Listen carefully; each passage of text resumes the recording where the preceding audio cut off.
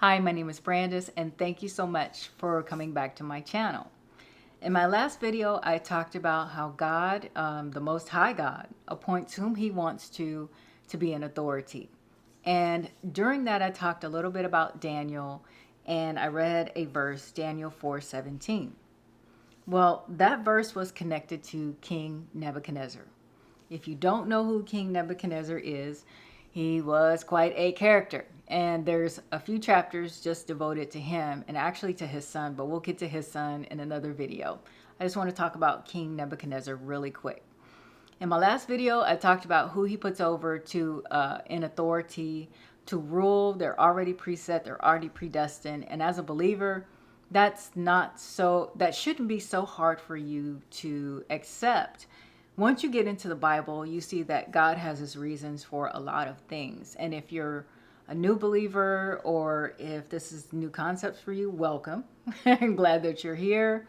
And I just want to shed a little bit of light because I really don't hear a lot of people talking about this particular subject. We hear a lot about the controversies. We hear a lot about the name calling, a lot of other things, but we don't really hear about this from a biblical perspective, and that's what I want to bring. King Nebuchadnezzar was a ruler of Babylon.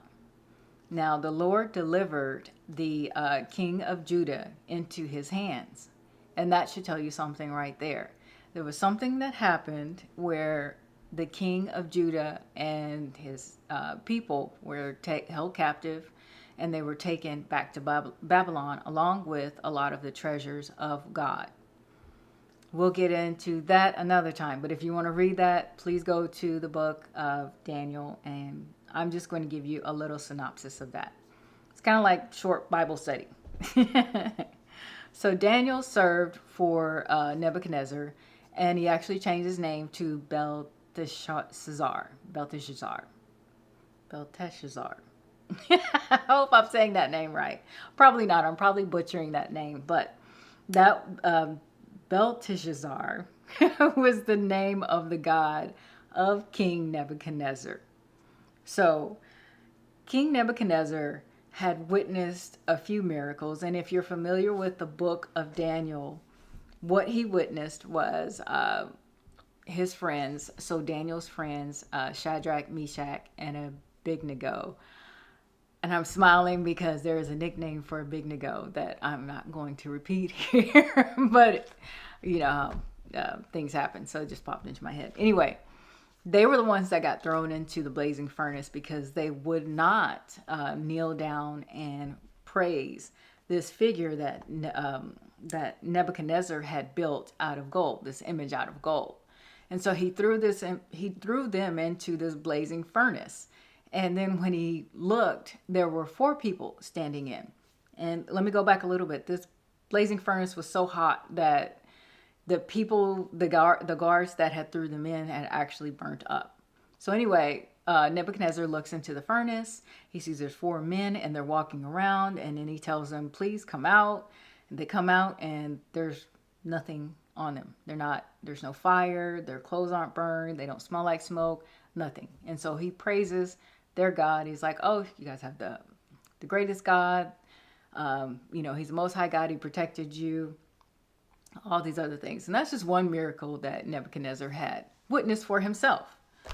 But Nebuchadnezzar was a man of pride. And he had a lot of money. He had a lot of material things. And so if you look at it, I guess, from a human perspective, you could see how he would have pride. And he did not really know God. So one day he has this dream, and it's his dream of a tree. And it's really huge, and it's big, and it's providing food to the birds and shade to all the animals. And it's just really spread out. And then it gets cut down, and all these things happen to the tree. And he's just so amazed and so worried, what happened? Why would I have this dream? So he calls Daniel because Daniel had already previously interpreted a dream, actually told him a dream, and then interpreted it for him. So Daniel prayed to God, the Most High God, and asked for direction on what does this dream mean so I can tell this to the king. God answers him Daniel goes back to the king, and he's like, and I'm paraphrasing, he's like, wow, I wish this was for your enemies. But basically, the tree is you, and you will be cut down. You will be driven to eat amongst the animals, eat grass amongst the animals. You'll be changed like an animal. You'll live under the stars. You'll have dew from the heavens fall on you. Basically, he's going to be outside, and he's going to be driven crazy. And this is all because of his pride, and also how he treated the people that he oppressed, and because he was not doing right. And so that's how I believe chapter 4, what is it? Chapter 4, verse 27 ends. And he's like, and Daniel tells him, he warns him, please renounce your sins. Please correct all this so that you can continue to prosper. Well, that ends. And so 12 months later, Nebuchadnezzar's walking on the roof of his palatial palace, and he says, and I quote, this is Daniel 4, verse 30. Is not this the great Babylon I have built as the royal residence by my mighty power and for the glory of my majesty? Verse 31 says, the words were still on his lips when a voice from heaven came down and decreed this. This is what is decreed for you, King Nebuchadnezzar. Your royal authority has been taken from you. You will be driven away from people and will live with the wild animals. You will eat grass like cattle. 7 times will pass by for you until you acknowledge that the Most High is sovereign over the kingdoms of men and gives them to anyone he wishes. Now, 7 times will pass means 7 years. So the king has been decreed from heaven that 7 years will pass by until you will actually come to your mind and look up to heaven and realize that there is one above you. There is a Most High, and he gives the kingdoms to anyone he wishes. Now, what is so amazing is that last decree is repeated 3 times in chapter 4 of Daniel. And let me read that again.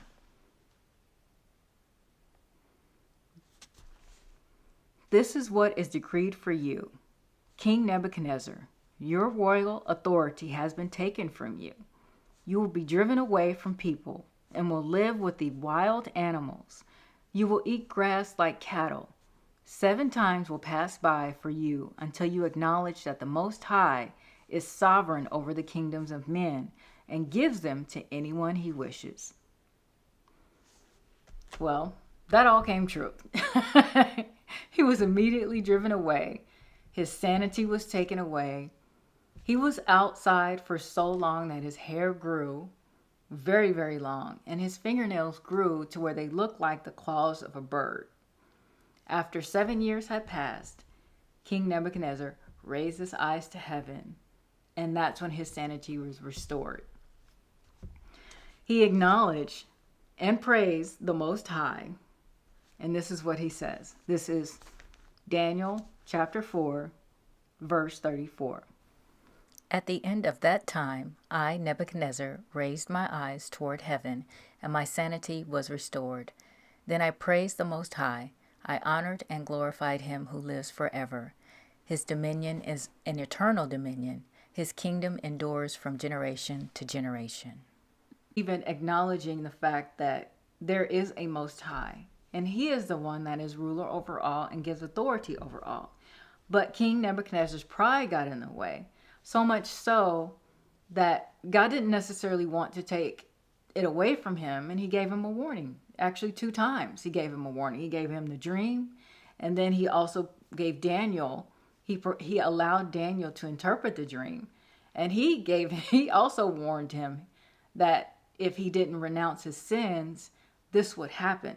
So God did not want to do this to him. He was just letting him know, look, I am the Most High, and I give you this power, and I want you to acknowledge that. Now, later on, after King Nebuchadnezzar, he was immediately restored. His sanity was given back to him. He was given back to his people. He was a ruler again. Everything was, in fact, he was even greater than he was before, after this ordeal, which is really amazing. And so in Daniel chapter 4, verse 37, this is Nebuchadnezzar. He says, "Now I, Nebuchadnezzar, praise and exalt and glorify the King of heaven, because everything he does is right, and all his ways are just. And those who walk in pride, he is able to humble." Let me repeat that last one. "And those who walk in pride, he is able to humble." Now, for those who have been chosen as a believer of God, you understand that you will be humbled pretty quickly if you walk around with a lot of pride. God does not do this to punish us. He disciplines us because he loves us, just as you would discipline your own earthly child or someone that you really cared about. It's not that you're trying to punish them if you're in your right mind. You just want them to do right. You want them to do better.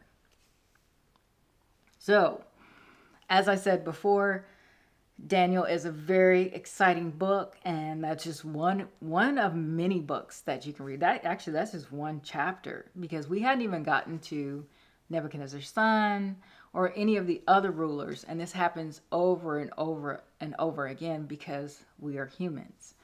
But I just wanted to kind of expand on this because in the last video, I talked about how God appoints whom he wants to be in a power of authority. And this is just one example how he can give power and he can also take away. So I hope you enjoyed this little bit of a Bible story, Bible lesson, Bible history. And if you want to know more, again, I highly encourage you to go to the book of Daniel and read more about Nebuchadnezzar and his family and more about the lessons here. And if you like this video, please hit that like button, subscribe, leave me a comment. I'd really appreciate it. And until the next video, be blessed and have a wonderful day.